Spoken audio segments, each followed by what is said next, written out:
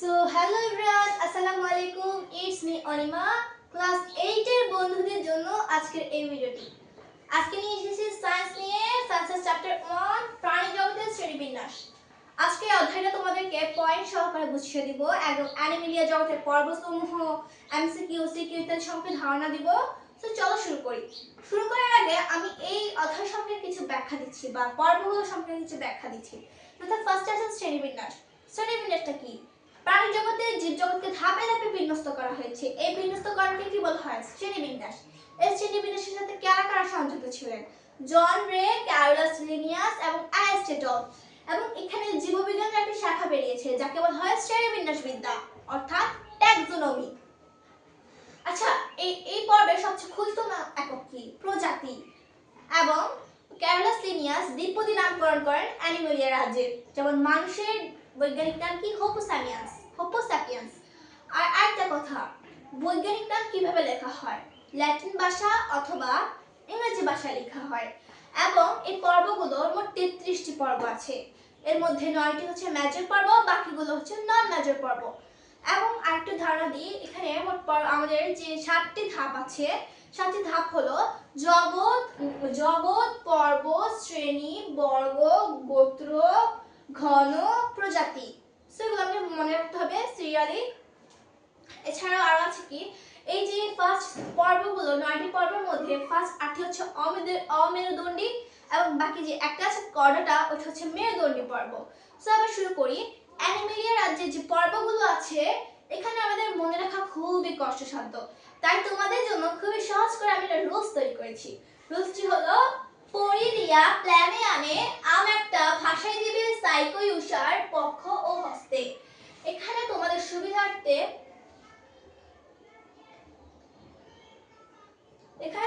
সুবিধার্থে আমি যেগুলো অবশিষ্ট, মানে একটা লাইন তো মিলানো সম্ভব না, যেগুলো অবশিষ্ট এটা সিরিয়ালি দেওয়া আছে। যেটা জাস্ট এখানে ভাষায় জাস্ট উল্টা দিক থেকে শুরু করবে, ওকে? যে সিরিয়ালি দেওয়ার জন্য আমি যেগুলো একটু অবশিষ্ট আমি যোগ করেছি বাট কোনো পর্বের মধ্যে সংযুক্ত না, সেগুলো নিচে দাগ দেওয়া হচ্ছে যত হস্তে এখানে। এরপর একটা টিউশন দিবে। এখন তোমাদের সুবিধার্থে আমি এই রুলসটা তৈরি করেছি, যথা পরিরিয়া প্ল্যানে আনে আম একটা ভাষায় দিবে সাইকোইউসার পক্ষ ও হস্তে। অর্থাৎ পরি, রিয়ার নাম কি? একটা পরি হচ্ছে একটা রিয়া। পরি মানে পরি, একটা একজন পরি, তার নাম রিয়া। সে প্ল্যানে আনছে যে সে একটা ভাষায় দিবে মানে সাইকো মাথা দিলা, সাইকো ইউসারটা মেয়ের নাম, ইউসার পক্ষ হস্তে, পক্ষ মানে হচ্ছে নিকটে এবং হাতে। সেই জিনিসটা আমরা একটা সহজ মাধ্যমে নিই, যথা পরি মানে কি? পরিফেরা। এবং রিয়া মানে নিডারিয়া। প্ল্যানে প্লাটিহেলমিনথেস। এবং নে হচ্ছে নেমাটোডা, আনে অ্যানেলিডা, আতে হচ্ছে কি? আর্থ্রোপোডা, মতে মলাস্কা, এতে কি? একাইনোডার্মাটা। এরপর হচ্ছে কতে কি? কর্ডাটা। সো এখানে আমাদের 8টা কি বলেছিলাম? অমেরুদণ্ডী এবং 9 নাম্বারটা হচ্ছে মেরুদণ্ডী। অর্থাৎ কর্ডাটার আবার 3 ধরনের পর্ব আছে, অর্থাৎ উপপর্ব বলা হয় এগুলোকে। এখানে এই তো জাস্ট আমরা এখান থেকে বলেছিলাম যে জাস্ট উপপর্বগুলো আমরা একটু উল্টা দিক থেকে পড়বো, অর্থাৎ এখান থেকে এতে কি? ইউরোকর্ডাটা। এরপর সাথে হচ্ছে সেফালোকর্ডাটা, ভাতে হচ্ছে ভার্টিব্রাটা। আবার এখানে দেখো ভার্টিব্রাটার কয়টি অংশ আছে? ভার্টিব্রাটার আছে আমাদের 7টি অংশ, যথা সাইক্লোস্টোমাটা, সাথে হচ্ছে এখানে সাইকোস্টোমাটা, এরপর এরপর কত হচ্ছে কনজুকটিভ, অতে হচ্ছে এখানটা অডিবো, সাইকো বানান ভুল সমস্যা নেই, অডিবো একটা সাইক ওকে। অতে হচ্ছে অস্টিকথিস, ই বাদ যাবে, উতে হচ্ছে উভচর, দন্তস্বতে হচ্ছে সরীসৃপ। এরপর হচ্ছে পক্ষ হচ্ছে কি? পক্ষীকুল। আর হস্ত মানে স্তন্যপায়ী, হ বাদ দিচ্ছি, মানে হচ্ছে স্তন্যপায়ী। সো আজকে আমরা এই ভিডিওতে আজকে সবগুলো ব্যাখ্যা দিব এবং অনুশীলনের সমাধান করব। সো ব্যাখ্যা শুরু করি। ফার্স্ট আসে পরি, অর্থাৎ পরিফেরা সম্পর্কে আমরা যা জানা তা তো আমি বলতেছি। যে পরি, এটা শব্দ দুইটি মাধ্যমে এসেছে, অর্থাৎ পোরাস এবং ফেরা। পোরাস অর্থ কি? ছিদ্র, এবং ফেরা অর্থ হচ্ছে বহন করা। অর্থাৎ এই দুটি শব্দের মাধ্যমে পরিফেরা এসেছে। এই পরিফেরা একটা স্পঞ্জ বলা হয়। এই চিত্র দেখাচ্ছি, এই চিত্র হচ্ছে স্পঞ্জিলা, এই নাম থেকে মূলত একে স্পঞ্জ বলা হয়। আমরা সবসময় এর চিত্র থেকে একে মানে বৈশিষ্ট্যগুলো নির্ধারণ করব। ওকে, আগে বলি এদের সর্বোচ্চ দেখা যায় পরিফেরা, মনোযোগ দিয়ে শোনো তোমরা। পরিফেরা সর্বোচ্চ দেখা যায়, পরিফেরা সর্বোচ্চ দেখা যায় এবং এটা আমরা বেশিরভাগ সামুদ্রিক প্রাণী বা সমুদ্রে দেখা যায়, এছাড়া লবণাক্ত পানি বা স্বাদু পানিতেও দেখা যেতে পারে। এবং এর বৈশিষ্ট্য আমরা এর বৈশিষ্ট্যের দিকে যাব। সো আমি একটু আগে বলেছিলাম কি যে কোনো পর্বের বৈশিষ্ট্য আমরা কিভাবে নির্ধারণ করব, তার চিত্র দেখে। সো পরিফেরা চিত্র কোনটি? স্পঞ্জিলা। এটা হচ্ছে কি? এটা হচ্ছে পরিফেরা চিত্র। ওকে, এটা কি দেখতে? দেখতে সরলতম জীব। এটা বহুকোষী কিন্তু টিস্যু গঠন করে। এরপর এটা হচ্ছে 1 নাম্বার। 2 নাম্বার কি? 2 নাম্বার হচ্ছে ছিদ্রযুক্ত, দেখতে পাচ্ছ না এখানে যে ছিদ্র, এই ছিদ্রের মাধ্যমে ওরা কি করে? এই ছিদ্রের মাধ্যমে ওরা পানির সাহায্যে অক্সিজেন ও খাদ্যবস্তু গ্রহণ করে। এটা হচ্ছে 2 নাম্বার। 3 নাম্বারটা কি? এদের অঙ্গতন্ত্র কলা থাকে, অঙ্গতন্ত্র কলা থাকে। এটা হচ্ছে 3টা। সো 3টা বৈশিষ্ট্যই এনাফ, আর এত বেশি বাড়াবো না। সো আমাদের পরিফেরাটা একদম কমপ্লিট। সো সেকেন্ড আসে নিডারিয়া। নিডারিয়ার কথাটি এসেছে নিডোসাইট, এক ধরনের কোষ এর মাধ্যমে। ইতিপূর্বে একে সিলেন্টারাটা নামেও চেনা যায়। অর্থাৎ এটি সর্বত্রই দেখা যায়, অর্থাৎ এটি জল, দ্বীপ, পানি, এরপর মাটি ইত্যাদিতে দেখা যায়। এর যে চিত্রটা কোনটি? নিডারিয়া চিত্র হচ্ছে হাইড্রা, অর্থাৎ এটার নাম কি? হাইড্রা। এখন আমরা হাইড্রার বৈশিষ্ট্য দেব। সো হাইড্রার বৈশিষ্ট্য, এই দেহটি ব্রুনীয় কোষস্তর দ্বারা আবৃত। কি? ব্রুনীয় কোষস্তর দ্বারা আবৃত, অর্থাৎ এর বাইরের স্তরকে বলা হয় অ্যাক্টোডার্ম এবং ভিতরের স্তরকে বলা হয় এন্ডোডার্ম। অর্থাৎ এই বাইরের স্তরকে কি বলা হয়? অ্যাক্টোডার্ম, ভিতরের স্তরকে এন্ডোডার্ম। এবং এই দেহ গহ্বরকে সিলেন্টেরিয়ান বলা হয়। এটি পরিপাক ও সংবহন তন্ত্রে সাহায্য করে। এই দেহের বাইরের কোষস্তরকে বলা হয় কি? সিলেন্টেরিয়ান। এটি পরিপাক এবং সংবহনে সাহায্য করে। 3 নম্বর যে পয়েন্ট, সেটা হয় এর অ্যাক্টোডার্ম নিডোসাইটের মাধ্যমে এর বিভিন্ন কাজ, যেমন আত্মরক্ষা, শিকারী, চলন, রেচন ইত্যাদি কাজ সম্পাদন করে। কে করে? অ্যাক্টোডার্ম। কিসের করে? হাইড্রা অর্থাৎ নিডারিয়া। সো আমাদের কয়টা বৈশিষ্ট্য হলে হবে? নিডারিয়া আমাদের ফুলফিল শেষ। বাট প্লাটা কি? প্লাটিহেলমিনথেস, অর্থাৎ প্লাটিহেলমিনথেস মানে কি? প্লাটি মানে কি? প্লাটি মানে হচ্ছে চ্যাপ্টা, আর হেলমিনথেস মানে হচ্ছে ক্রিমি, অর্থাৎ চ্যাপ্টা এবং ক্রিমি এই দুই শব্দের মাধ্যমে এই শব্দটি এসেছে প্লাটিহেলমিনথেস। আবার এর কিন্তু আরো অনেক, এর মধ্যে যে অঙ্গগুলো রয়েছে সেগুলো হচ্ছে যকৃৎ কৃমি, ফিতা কৃমি। এরপর এর একটা চিত্র দেখাই, যকৃৎ কৃমি, ফিতা কৃমি। কি? 3 চিত্র হচ্ছে ফ্যাসিওলা।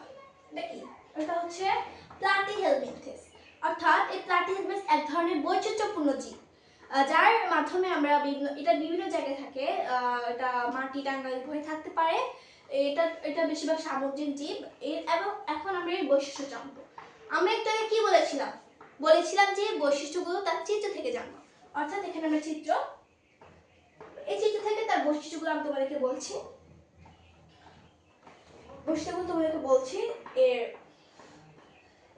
এর দেহ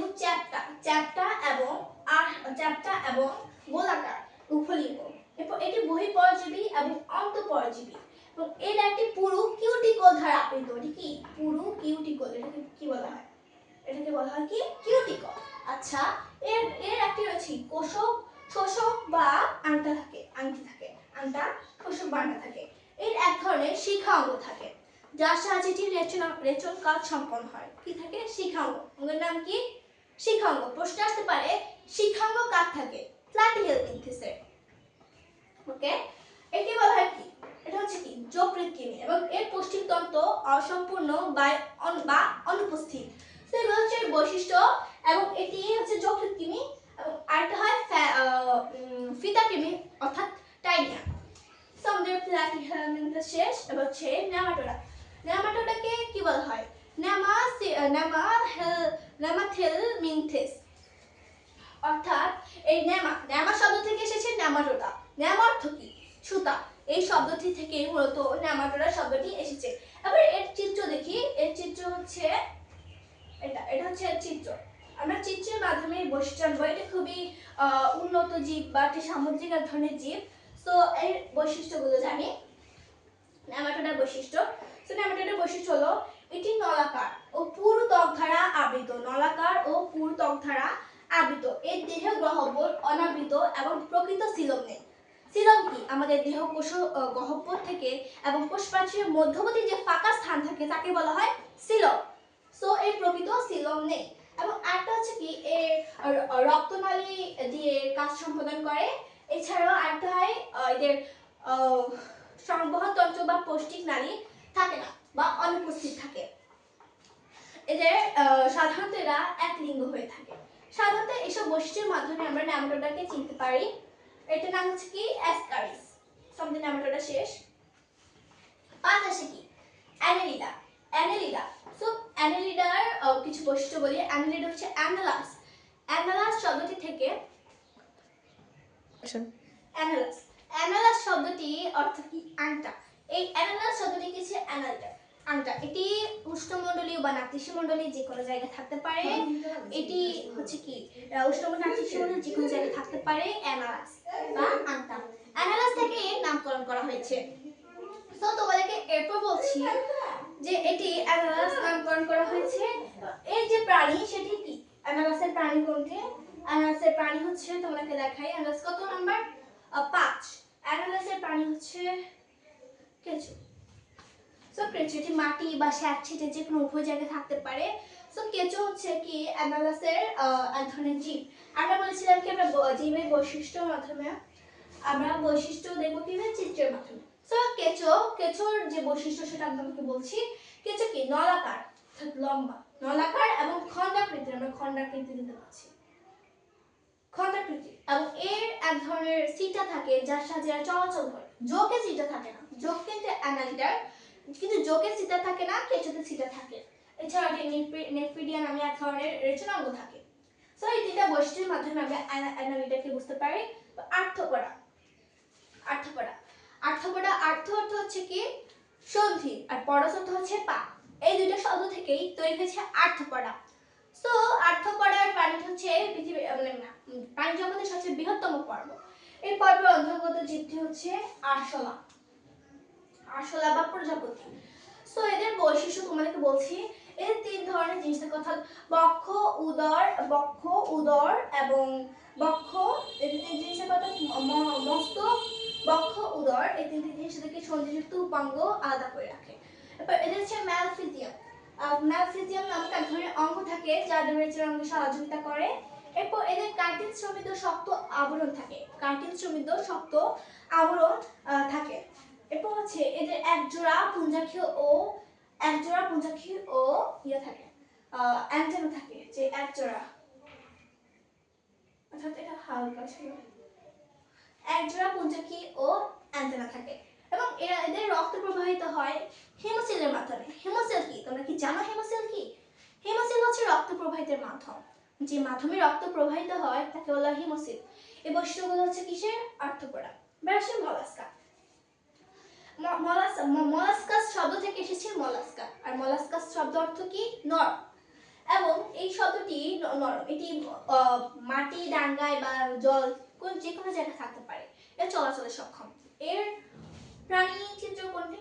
এই চিত্র হচ্ছে শামুক। শামুক, ঝিনুক, এরা হচ্ছে মলাস্কার অন্তর্ভুক্ত। আমরা শামুক দেখেছি যে এর চলাচল করছে, সেটা হচ্ছে এর বৈশিষ্ট্য।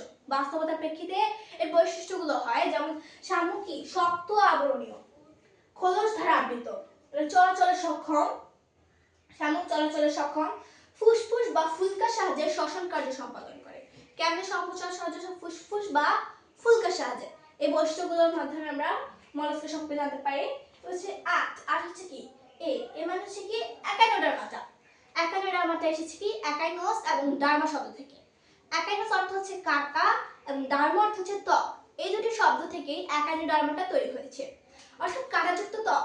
অর্থাৎ এখানে চিত্রটি হলো তারা মাছ। তারা মাছ হলো একাইনোডার্মাটার প্রাণী বা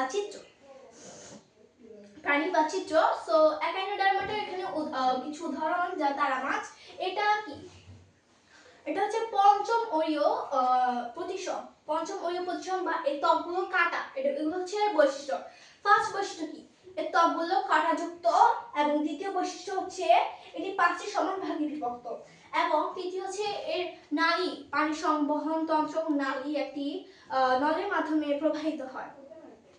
এরপর এর 5 হচ্ছে কি? এর পূর্ণাঙ্গ দেহ অঙ্কীয় করা যায় বাট এর মাথা চিহ্নিত করা যায় না। দেখো আমরা মাথাকে চিহ্নিত করতে পারছি, এর মাথা চিহ্নিত করতে পারছি না এবং একে পঞ্চম অরীয় প্রতিসম বলা হয়। সো এটাই হচ্ছে একাইনোডার্মাটা। এবার আসি করাটাতে।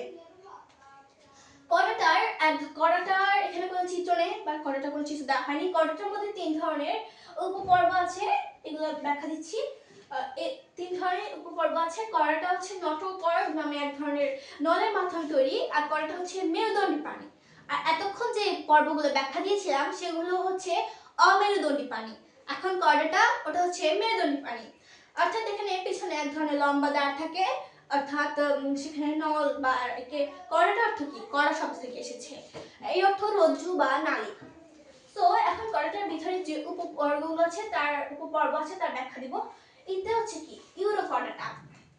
সো ইউরোকর্ডাটা কই? ইউরোকর্ডাটা হচ্ছে এটা অ্যাসিডিয়া।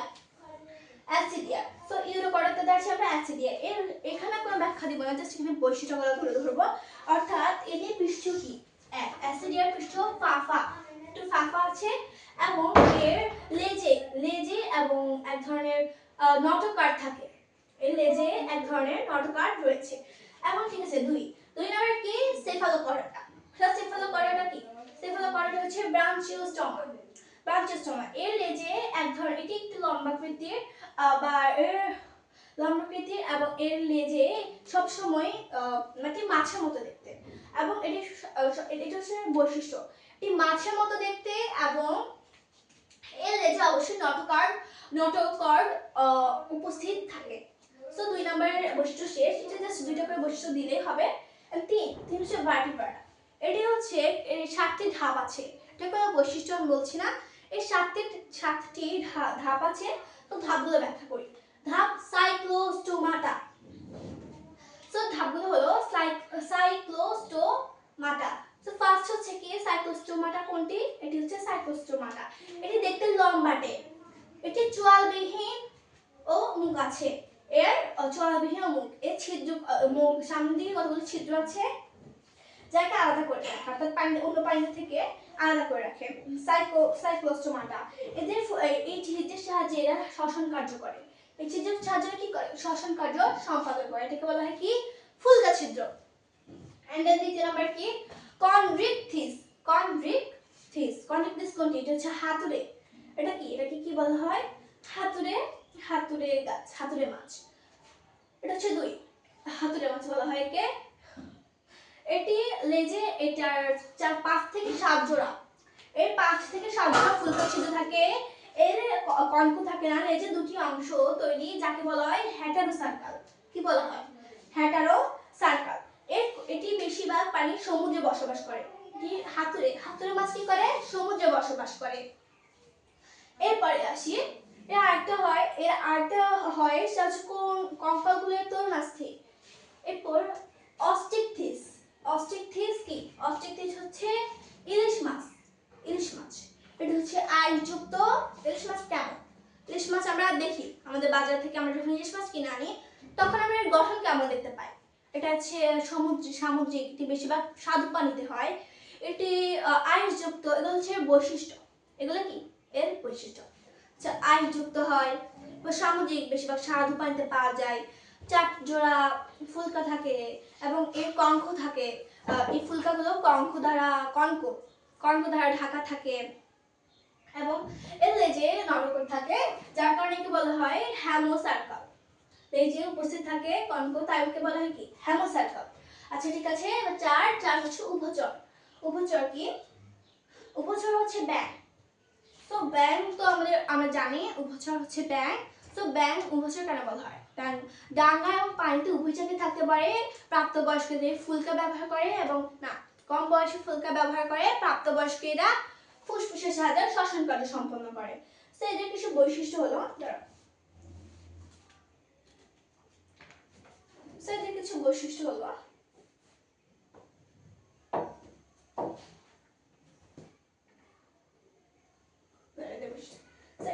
সাদা ব্যাঙ, আমি তোমাদের ব্যাঙটা দেখাচ্ছি, অনেক হয়তো দেখবে না। এটা হচ্ছে ব্যাঙ, এটা কত 4। সো এদের বৈশিষ্ট্য হলো ত্বক নরম, পাতলা ও গ্রন্থিযুক্ত, উষ্ণ জাতীয় পানি, উষ্ণ জাতীয় পানি, এরা পানিতে ডিম পাড়ে। এরা কি করে? পানিতে ডিম পাড়ে। এবং 5 হচ্ছে সরীসৃপ। সরীসৃপ হচ্ছে কি? টিকটিকি। এরা কি? এরা হচ্ছে সরীসৃপ।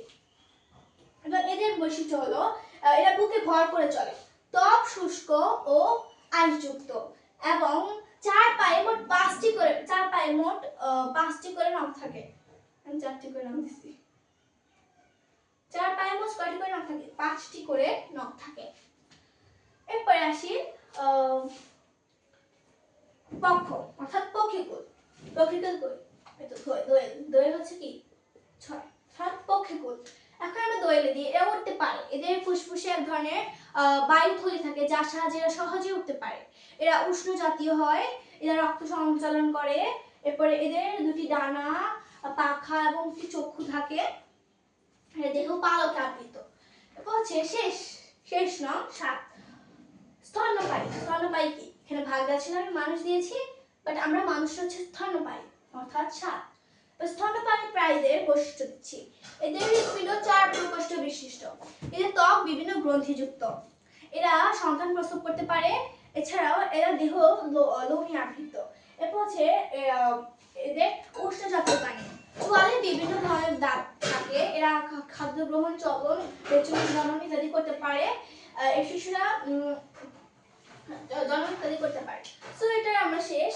সো এখানে আমরা দেখেছি আমাদের প্রত্যেকটা প্রাণী এবং প্রাণী জগতের বর্ণনা দিয়েছি, অ্যানিমেলিয়া প্রাণী, এবং প্রত্যেকটা চিত্র সহকারে প্রাণীদের বর্ণনা দেওয়া হয়েছে এই ভিডিওতে। এখন আমরা অনুশীলনী পর্ব শুরু করব। সো এখন অনুশীলনী পর্ব শুরু করার আগে তোমরা চাইলে এই ছন্দটা উঠিয়ে নিতে পারো। আমি একটু তোমাদের সহজ করে দিচ্ছি।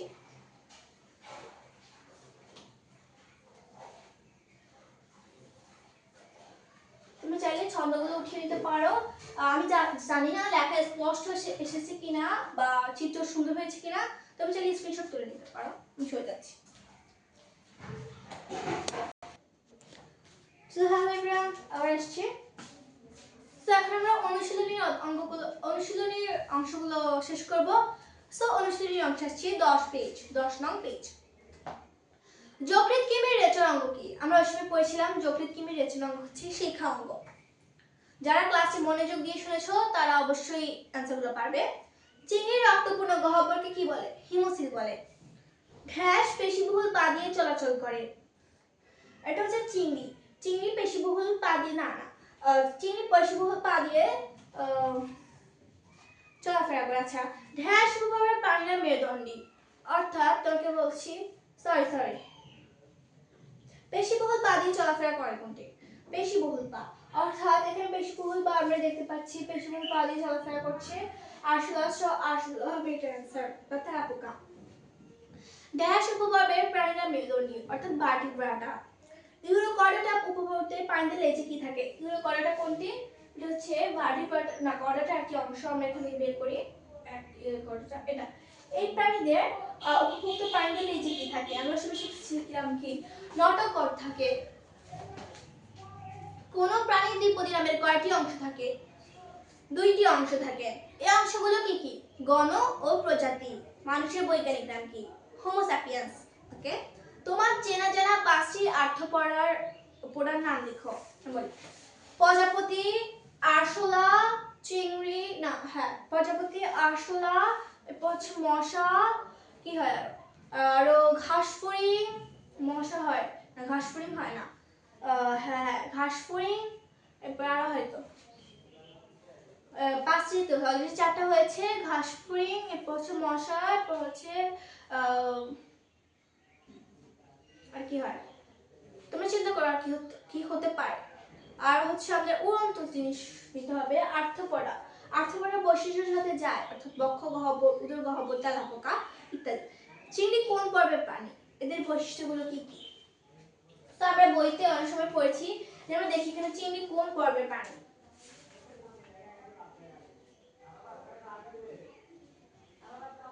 চিংড়ির কোন পর্বের প্রাণী, এদের বৈশিষ্ট্যগুলো কি কি? এটা হচ্ছে আর্থ্রোপোডা পার্বেট প্রাণী। এদের বৈশিষ্ট্যগুলো কি? এদের দেহ, মস্তক ও উদর এই তিনটি জিনিস থাকে। ম্যালপিজিয়াম নামক রেচনাঙ্গ থাকে, পুঞ্জাক্ষী ও কি থাকে, পুঞ্জাক্ষী ও অ্যান্টেনা থাকে একজোড়া। কাইটিন নামক শক্ত আবরণী থাকে। দেহ রক্তপূর্ণ গহ্বর হিমোসিল দ্বারা আবৃত থাকে। এবার তোমাকে বলছি 5 নম্বর প্রশ্ন। 4 নম্বর, স্তন্যপায়ী প্রাণীদের বৈশিষ্ট্য। এটা তোমরা পারবে, আমি তোমাদেরকে বলেছিলাম এই মানুষের ক্ষেত্রে, অর্থাৎ এখন আর বইও লং করবো না। 5, ইউরোকটের বৈশিষ্ট্য। ইউরোকটের বৈশিষ্ট্য হচ্ছে, এটা বৈশিষ্ট্য বলা হয়েছে। এটা বৈশিষ্ট্য কি? এটা বৈশিষ্ট্য হচ্ছে লেজে এক ধরনের, লেজে ব্যাকা থাকে বলে এক ধরনের নটকট থাকে এবং এটি প্রকৃতির গ্রন্থযুক্ত এবং এর ফাফা স্নায়ুরজ্জু থাকে। এবার আমরা সেই বহু নির্বাচনী প্রশ্নে, কোনটি মলাস্কা পর্বের প্রাণী? মলাস্কা কোনটি? মলাস্কা পর্বের প্রাণী আমরা পরিষ্কার কি, ঝিনুক বা শামুক। সো এখানে आंसर হবে, দেওয়া আছে ক কাকড়া, খ যোগ, গ তারা মাছ, ঘ ঝিনুক। आंसर বড় ঘ ঝিনুক। স্কাইফা ও হাইড্রা উভয়ই 1 দ্বিস্তরী, 2 বহুকোষী, 3 সুগঠিত ও তন্ত্রবিহীন। আমরা কি হাইড্রা কি দ্বিতীয় অর্থাৎ নিডারিয়া পর্বের। হাইড্রা হচ্ছে কি নিডারিয়া পর্বের। সো এটা কি স্কাইফা ও হাইড্রা কি নিডারিয়া পর্বের। সো এটা হচ্ছে বহুকোষী ও সুগঠিত তন্ত্রবিহীন যথা গ ছোট গ। এরপর হচ্ছে নিচের চিত্রটি লক্ষ্য করো, 3 ও 4 নং প্রশ্নের উত্তর দাও। প্রাণীর ডানা ও হিমোসিল নামক দেহ গহ্বর থাকে। প্রাণীর পালক ও ফুসফুসের সাথে বায়ুথলি থাকে। ও প্রাণী ডিম পাড়ে এবং শীতল রক্ত বিশিষ্ট। পি প্রাণীর আইস এবং যুগ্ম পাখনা থাকে। 3 ছকের কোন প্রাণীটি অমেরুদণ্ডী। সো আমরা এখানে দেখতে পাচ্ছি কি একটি প্রাণীর ডানা ও হিমোসিল নামক দেহ গহ্বর থাকে। হিমোসিল কাজে থাকে চিংড়ি। চিংড়ি হচ্ছে আর্থ্রোপোডা, অর্থাৎ আর্থ্রোপোডা হচ্ছে কি অমেরুদণ্ডী। সেখানে आंसर হবে ক অর্থাৎ এন। উঠতে পারে কি? উঠতে পারে, এখানে আমরা দেখতে পাচ্ছি উঠতে পারে কি, উঠতে পারে হচ্ছে এন উঠতে পারে এবং পি উঠতে পারে, অর্থাৎ এন ও পি।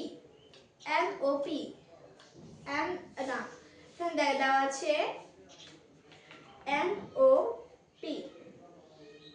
সো এখানে হবে গ। এরপর সরি না, এখানে হবে খ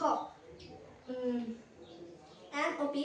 আচ্ছা, এক সৃজনশীল প্রশ্ন, শ্রেণীবিন্যাস কি? আমি তোমাদেরকে ভিডিও শুরুতেই বলেছিলাম শ্রেণীবিন্যাস কি, যে সুশৃঙ্খল ও সহজে সুশৃঙ্খলভাবে প্রাণী জগতে ধাপে ধাপে বিন্যস্ত করার যে প্রক্রিয়া তাই হচ্ছে শ্রেণীবিন্যাস। আর বৈজ্ঞানিক নাম কি? ওই যে মানুষের দ্বিপদী নামে যে বিশ্লেষণ, বৈজ্ঞানিক নাম, এটা একটু ব্যাখ্যা করে দিবে তোমরা। আর পি প্রাণীটি কোন শ্রেণী? পি প্রাণীটি হচ্ছে আমরা কি দেখতে পাচ্ছি ঘাসফড়িং, যা হচ্ছে আর্থ্রোপোডা, না না হ্যাঁ যা হচ্ছে আর্থ্রোপোডা শ্রেণী।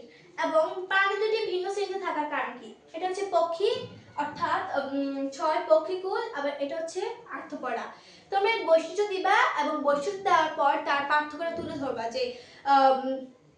যে প্রথম চিত্রে পি হচ্ছে আর্থ্রোপোডা বৈশিষ্ট্যগুলো দিবা এবং পরে কিউ চিত্রের এটা হচ্ছে পক্ষীকুল, এবং পক্ষীকুলের বৈশিষ্ট্যগুলো দিয়ে তোমরা এটার ভিন্ন শ্রেণীতে থাকার কারণ ব্যাখ্যা করবে। ওকে, আর বলা লাগবে না আশা করি। রাহাতের গায়ে মশার কামড় দেওয়ার মতো সেটিকে হাত চাপা দিয়ে ধরে ফেললো।